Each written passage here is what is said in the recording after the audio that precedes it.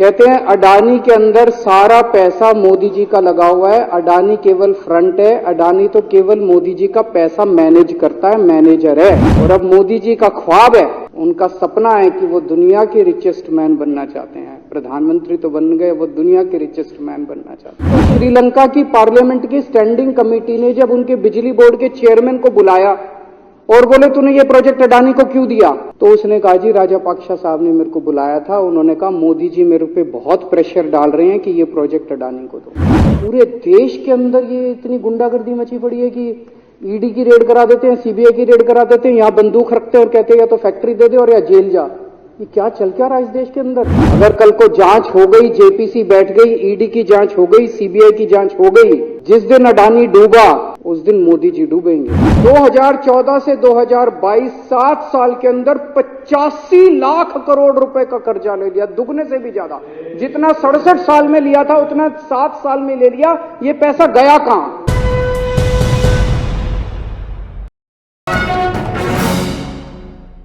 महोदय, अभी कुछ दिन पहले बीजेपी का एक बहुत बड़ा नेता मिला मेरे को, उससे काफ़ी लंबी चर्चा हुई मेरी, और उसने जो जो बातें बताई वो इतनी चौंकाने वाली थी कि आप सब सुनोगे तो रोंगटे खड़े हो जाएंगे। उसने मेरे से पूछा कि केजरीवाल जी आपको क्या लगता है, मोदी जी अडानी की इतनी मदद क्यों करते हैं? मैंने कहा दोस्त हैं दोनों इसीलिए करते हैं। कहता बस इसलिए। कहता मोदी जी ने आज तक किसी के लिए कुछ नहीं करा, अपनी वाइफ के लिए कुछ नहीं करा, अपनी मां के लिए कुछ नहीं करा, उनके भाई गुजरात में रहते हैं उनके लिए, किसी रिश्तेदार के लिए कुछ नहीं करा,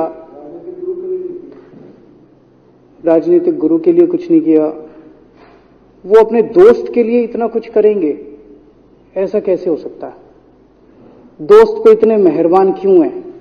ऐसी भी क्या दोस्ती है आज के जमाने में? कौन कोई भाई के लिए कुछ नहीं करता, दोस्त के लिए कौन करता है? तो मैंने कहा फिर क्या मामला है? कहता आप खुद सोचो, इतना बड़ा क्राइसिस हुआ, हिंडनबर्ग की रिपोर्ट आई, चारों तरफ थू थू हुई, पूरा क्रैश कर गया अडानी ग्रुप। मोदी जी इतने स्वार्थी आदमी हैं कि अगर केवल मामला दोस्ती तक होता तो 2 मिनट में उसको साइड करते और कहते मेरा कोई लेना देना नहीं इससे। अभी भी उसको बचाने में लगे हुए हैं। कभी एसबीआई को कह रहे हैं इसको पैसे दो, आज अखबार में आया पीएफ वालों को भी बोला इसको पैसे दो, सारी एजेंसी अभी भी उसको पूरी तरह से उसको बचाने में लगे हुए हैं। तो मैं भी अचंभे में रह गया कि मामला तो कुछ अलग ही है। क्यों ऐसा भी क्या दोस्त हो गया कि दोस्त डूब रहा है और फिर भी उसको पूरी तरह से इतना बड़ा पॉलिटिशियन है, पॉलिटिशियन के लिए तो परसेप्शन सबसे इंपॉर्टेंट होती है। कोई आसपास वाला अगर कहीं वो तो आदमी कह देता है यार मेरे से मिलना बंद कर दियो कल से, वो उसको अभी भी बचाने में लगे हुए हैं। और उसने मेरे को बताया कि मैंने कहा फिर मामला क्या है? तो कहता है जी अडानी तो केवल फ्रंट है, अडानी में सारा पैसा मोदी का लगा हुआ है। मैंने कहा ये कैसे हो सकता है? ये नहीं हो सकता। कहते हैं अडानी के अंदर सारा पैसा मोदी जी का लगा हुआ है, अडानी केवल फ्रंट है, अडानी तो केवल मोदी जी का पैसा मैनेज करता है, मैनेजर है। उसको 10%, 15%, 20% इतनी कमीशन मिलती है, बाकी सारा का सारा पैसा मोदी जी का लगा हुआ है। अगर कल को जांच हो गई, जेपीसी बैठ गई, ईडी की जांच हो गई, सीबीआई की जांच हो गई, तो अडानी नहीं डूबेगा, मोदी जी डूबेंगे। जिस दिन अडानी डूबा उस दिन मोदी जी डूबेंगे। मैंने कहा यार उनको पैसे की क्या जरूरत है, प्रधानमंत्री जी को, मोदी जी को, उनके ना आगे कोई ना पीछे कोई, उनको क्या पैसे की जरूरत है?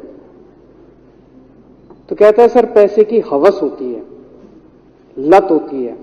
कहता है इतने दुनिया में इतने बड़े बड़े अमीर आदमी हैं, उनको कोई अब और पैसे की थोड़ी जरूरत है, लगे पड़े हैं सारे, और पैसा और पैसा और पैसा। बोला हवस होती है।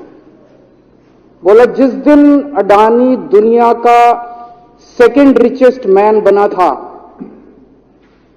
अडानी दुनिया का सेकंड रिचेस्ट मैन नहीं बना था, मोदी जी दुनिया के सेकंड रिचेस्ट मैन बने थे।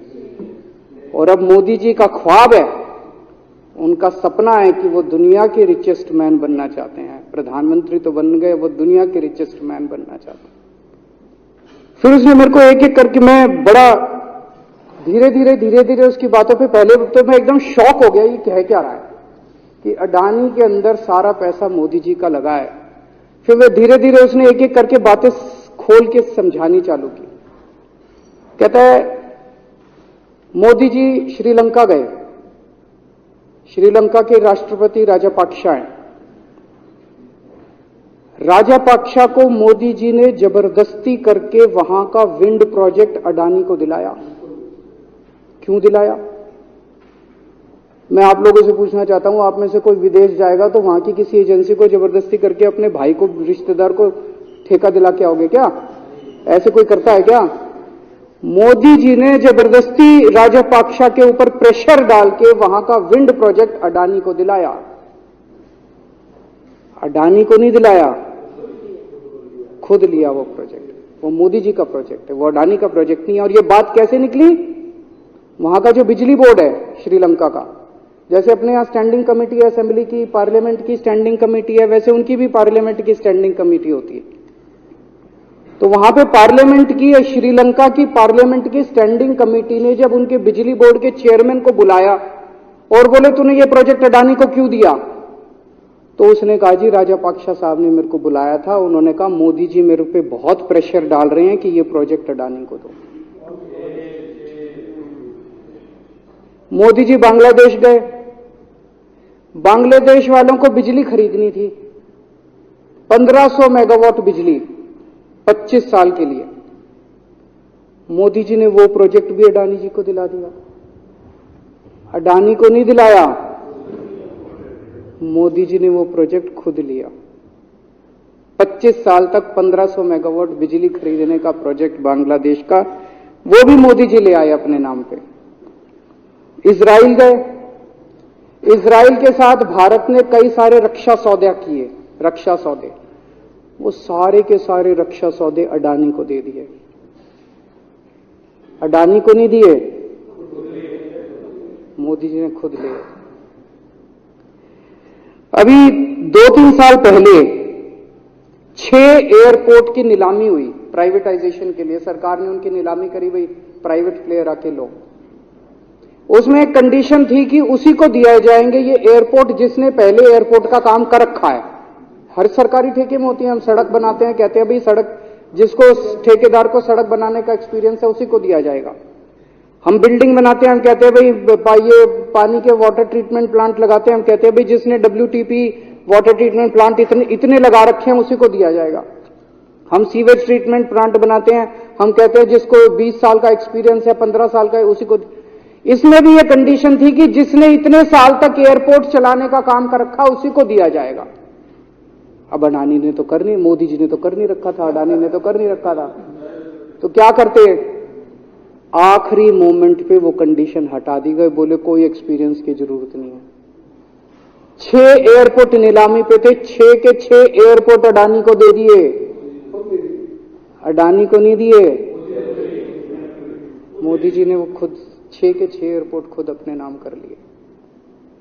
आज 2021 नवंबर में एयरपोर्ट टेक ओवर किए, 2023 1.5 साल हुआ है। 1.5 साल के अंदर आज एयरपोर्ट का 30%, पूरे देश का एयरपोर्ट का जितना धंधा है, बिजनेस है, उसका 30% बिजनेस जो है वो मोदी जी के पास है। 30%, 1.5 साल के अंदर इतना बड़ा भारत देश, इतने एयरपोर्ट, 30% एयरपोर्ट का बिजनेस आज मोदी जी के पास है। एक और बड़ी इंटरेस्टिंग चीज हो रही है, ये ईडी और सीबीआई को इस्तेमाल करके बंदूक यहां रख के लोगों की फैक्ट्रियां छीनी जा रही हैं। मतलब 10 अक्टूबर 2018 को, 10 अक्टूबर 2018 को कृष्णापट्टनम पोर्ट के ऊपर इनकम टैक्स की रेड हुई और 6 अप्रैल 2020 को 1.5 साल बाद वो पूरा एयरपोर्ट अडानी ने खरीद लिया। उसके यहां बंदूक रख के उसको कहा या तो दे दे और या जेल। तो वो अडानी ने नहीं खरीदा, वो मोदी जी के पास चला गया कृष्णापट्टनम एयरपोर्ट। 10 दिसंबर 2020 को एसीसी और अंबुजा सीमेंट पे रेड हुई और 2 साल बाद 16 अक्टूबर 2022 को दोनों सीमेंट प्लांट मोदी जी के पास चले गए। 2020 जुलाई को मुंबई एयरपोर्ट का मालिक था जीवीके, उसके ऊपर सीबीआई और ईडी की रेड हुई, एफआईआर हुई और 1 महीने बाद मुंबई एयरपोर्ट जो है वो मोदी जी के पास चला गया, अडानी के पास चला गया। तो ईडी और सीबीआई पे रेड कराते हैं, उसको धमकाते हैं फैक्ट्री वाले को, कंपनी वाले को कि या तो जेल जा और या तेरी फैक्ट्री हमको दे दे। ये इधर तो सुनते थे हरियाणा की तरफ ये टुच्ची, इधर इसकी फैक्ट्री भी छीन ली, पंजाब में भी सुनते थे इसकी भी फैक्ट्री छीन ली, इसकी। पूरे देश के अंदर ये इतनी गुंडागर्दी मची पड़ी है कि ईडी की रेड करा देते हैं, सीबीआई की रेड करा देते हैं, यहां बंदूक रखते हैं और कहते हैं या तो फैक्ट्री दे दे और या जेल जा। ये क्या चल क्या रहा है इस देश के अंदर? इन्होंने अभी थोड़े दिन पहले ऑर्डर निकाला कि सारे जितने पावर प्लांट हैं, जितनी राज्य सरकारें हैं, पंजाब सरकार की, हमारी जो सरकार है उनके पास भी ऑर्डर आया, सारी सरकारों को जितना उनका कोयले की रिक्वायरमेंट है उसमें से 10% कोयला इंपोर्टेड इस्तेमाल करना पड़ेगा। और इंपोर्ट केवल मोदी जी करते थे, अडानी करता था। तो इसका मतलब आपको 10% अपना कोयला कंपलसरी, जरूरत नहीं है आपको कोयले की, लेकिन 10% कोयला आपको अडानी से खरीदना पड़ेगा। हमारे देश का कोयला 2000 रुपए टन है, इंपोर्टेड कोयला 20,000 रुपए टन है। 10 गुना दाम के ऊपर आपको अडानी से यानी कि मोदी जी से कोयला खरीदना पड़ेगा। इन्होंने सुप्रीम कोर्ट का एक और, जब कोयला घोटाला हुआ था अपने देश के अंदर, तो सुप्रीम कोर्ट ने आदेश दिया था कि अब कोयले की खदानें किसी भी प्राइवेट वाले को नहीं दी जाएंगी, सारी खदानें सरकारें। तो इन्होंने कुछ खदानें राजस्थान सरकार को दे दी, कुछ खदानें छत्तीसगढ़ सरकार को, कुछ खदानें पंजाब सरकार को, सरकारों में बांट दी।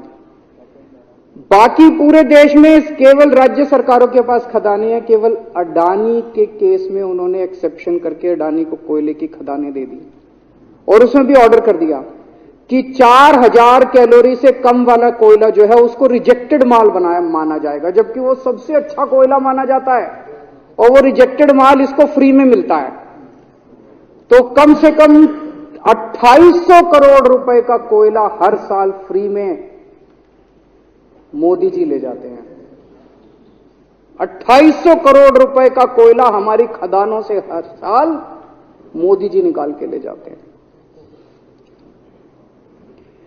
2014 में, अभी जो अतिशी जी ने कहा, 2014 में अडानी जी की यानी कि मोदी जी की जायदाद 50,000 करोड़ की थी। 7 साल बाद इनकी जायदाद हो गई 11.5 लाख करोड़। मोदी जी इतना पैसा लेके कहां जाओगे? 11.5 लाख करोड़ रुपए की जायदाद, 7 साल में इतना लूट लिया अपने देश को। 2014 में 609 नंबर पे थे, अब ये सेकंड रिचेस्ट बन गए, अब रिचेस्ट बनना चाहते हैं। ये तो लेकिन कुदरत है, कुदरत तो बड़ी ताकतवर है। किसने सोचा था एक दिन हिंडनबर्ग रिपोर्ट आएगी और 24 घंटे के अंदर सारा तहस नहस हो जाएगा। 1947 से लेके 2014 तक 67 साल में भारत देश ने, सारी सरकारें जितनी आई सबने मिलके 55 लाख करोड़ रुपए का कर्जा लिया था भारत सरकार ने। 2014 से 2022 7 साल के अंदर 85 लाख करोड़ रुपए का कर्जा ले लिया, दुगने से भी ज्यादा। जितना 67 साल में लिया था उतना 7 साल में ले लिया। ये पैसा गया कहां? ये पैसा गया कहां? ये सारा इनकी जेब में गया। तो मैं जनता को कहना चाहता हूं, आप तो जीएसटी देते हो, अपने बच्चों का पेट काट के टैक्स देते हो, दूध पे, दही पे, हर चीज पे जीएसटी देते हो। वो जीएसटी का पैसा जाता है जनता की उसमें खजाने में, वहां से वो जाता है अडानी के खजाने में और वहां से वो जाता है मोदी जी के खजाने में। दोनों हाथों से लूट मची हुई है, पूरे देश को लूट रहे हैं प्रधानमंत्री जी, मोदी जी पूरे दोनों हाथों से लूट रहे हैं। कोयला लूट रहे हैं, एयरपोर्ट लूट रहे हैं, सड़कें लूट रहे हैं, बिजली लूट रहे हैं, पानी लूट रहे हैं, कुछ नहीं छोड़ा, सब कुछ लूट रहे हैं। जितना कांग्रेस ने 75 साल में नहीं लूटा, उससे 10 गुना इन्होंने 7 साल के अंदर, 8 साल के अंदर लूट लिया देश को। अडानी का क्या रोल है इसमें? मोदी जी कम पढ़े लिखे हैं, उनको समझ नहीं है कि करना क्या।